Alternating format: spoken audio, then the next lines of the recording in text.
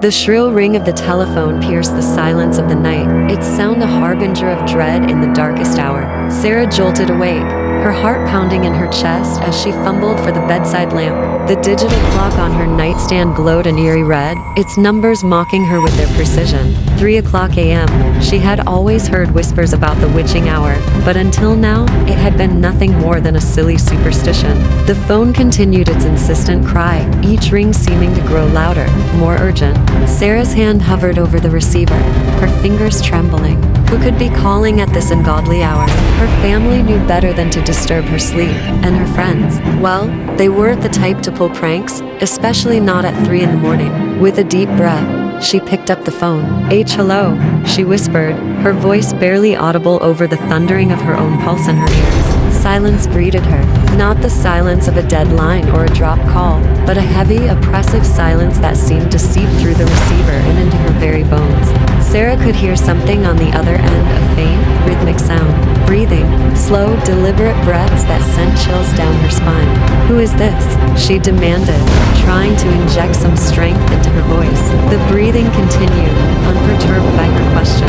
It was then that Sarah noticed something odd about the sound. It wasn't coming from the phone alone. She could hear it in the room with her, a soft echo of the breaths on the line. Panic seized her as she slowly turned her head towards her bedroom door. It stood ajar, a sliver of darkness from the hallway beyond visible through the crack. Had she left it open when she went to bed? Sarah couldn't remember.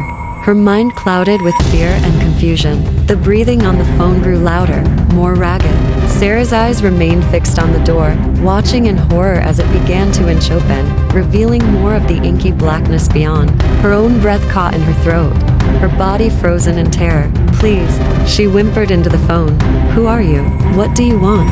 A low chuckle emanated from the receiver, a sound so cold and devoid of humanity that Sarah felt her blood turn to ice. The door continued its agonizingly slow journey, the hinges creaking in protest. Sarah's free hand clutched at her blanket, drawing it up to her chin as if it could offer some protection against the encroaching darkness. The breathing on the phone had synchronized perfectly with the sound in her room now, creating a terrifying stereo effect that surrounded her. As the door swung fully open, Sarah's eyes strained to make out any shape in the darkness.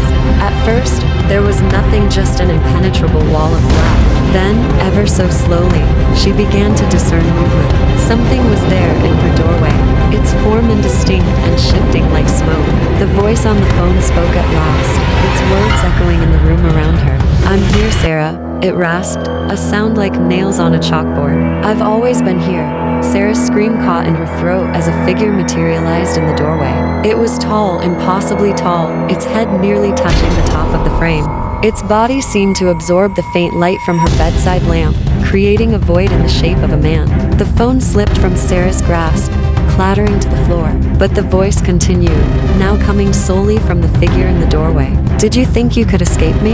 It asked, taking a step into the room. Did you think your new life, your new name, could keep me away? Memories flooded Sarah's mind, memories she had long suppressed. A different name, a different life. Running, always running. She had thought she was safe here, in this quiet town where no one knew her past. No, she whispered, shaking her head in denial. You can't be here. You're not real. The figure took another step forward, and Sarah could now make out features in its face, or rather, the lack thereof. Where eyes should have been, there were only dark, empty sockets. Its mouth was a gash of blackness, opening impossibly wide as it spoke again. Oh, but I am real, Sarah. As real as the guilt that's been eating away at you all these years. Sarah's mind raced, trying to make sense of what was happening. Was this a nightmare? A hallucination brought on by stress and lack of sleep? Or had her past finally caught up with her? The figure was at the foot of her bed now, its presence so cold that Sarah could see her breath misting in the air before her. She wanted to run, to scream, to do anything but sit there paralyzed with fear. But her body refused to obey, pinned in place by an unseen force. What do you want from me? She managed to choke out, tears streaming down her face. The figure leaned forward, its featureless face now inches from her own. I want what you took from me, it hissed. I want my life back. Sarah's mind reeled. The accident, the one she'd tried so hard to forget. The screeching of tires, the sickening crunch of metal, and then darkness. She had walked away, changed her name, tried to start over, but the guilt had never left her. "I'm sorry," she sobbed, the words tearing from her throat. "I'm so sorry. It was an accident. I never meant." The figure's hand shot out, icy fingers wrapping around her throat. "Sorry doesn't bring back the dead," it snarled. "Sorry doesn't erase what you did." Sarah gasped for air, clawing at the hand that was slowly crushing her windpipe. The room began to spin, darkness creeping in at the edges of her vision. Just as she thought she would lose consciousness, the pressure on her throat vanished. Sarah sucked in great gulps of air, her entire body shaking.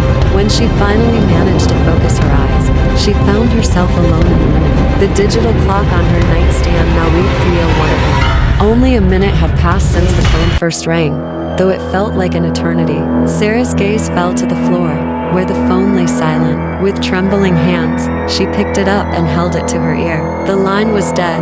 For a moment, Sarah sat there, her mind struggling to process what had just happened. Had it all been a terrible nightmare? A waking hallucination brought on by her guilty conscience? As if in answer to her unspoken questions, a cold breeze swept through the room, carrying with it a whispered promise. "I'll be back." Sarah's scream echoed through the empty house, a sound of pure, unadulterated terror. She knew, with a certainty that chilled her to her very core, that this was only the beginning. Her past had found her, and it would not rest until it had exacted its revenge. As the first light of dawn began to creep over the horizon, Sarah sat huddled in the corner of her room, her wide, haunted eyes fixed on the phone. She knew it would ring again. Maybe not tonight, maybe not tomorrow, but someday. And when it did, at exactly 3:00 a.m., she would have to face the consequences of her actions once and for all. The guilt that had been her constant companion for years now took on a new, terrifying form. It was no longer just a weight on her conscience, but a malevolent entity that had clawed its way out of her nightmares and into the waking world. Sarah's fingers twitched towards her cell phone, considering calling the police, a friend, anyone who might offer some comfort or protection. But what would she say? Who would believe her? The rational part of her mind argued that it had all been a vivid nightmare, a manifestation of her long-buried guilt. But the icy feeling in her chest, the lingering sensation of those cold fingers on her throat, told a different story. As the room gradually filled with the pale light of morning, Sarah's eyes remained fixed on the clock. Each minute that ticked by was another minute closer to the next night, to 3:00 a.m., to whatever horror awaited her in the darkness. She knew she couldn't stay here, in this house that now felt more like a prison than a home. But she also knew, with a bone-deep certainty, that running wouldn't save her. Not this time. Whatever had found her tonight would follow her to the ends of the earth. Sarah's gaze drifted to the phone on her nightstand, its innocuous presence now a source of unimaginable dread. As the sun finally broke over the horizon, casting long shadows across her room, she made a decision. She would face whatever came for her, confront the sins of her past, and hope that somehow, someway, she could find redemption. But as she sat there, watching the play of light and shadow, Sarah couldn't shake the feeling that when night fell again, bringing with it the witching hour, she would once more hear the ring of the phone, and this time, she might not survive to see the dawn.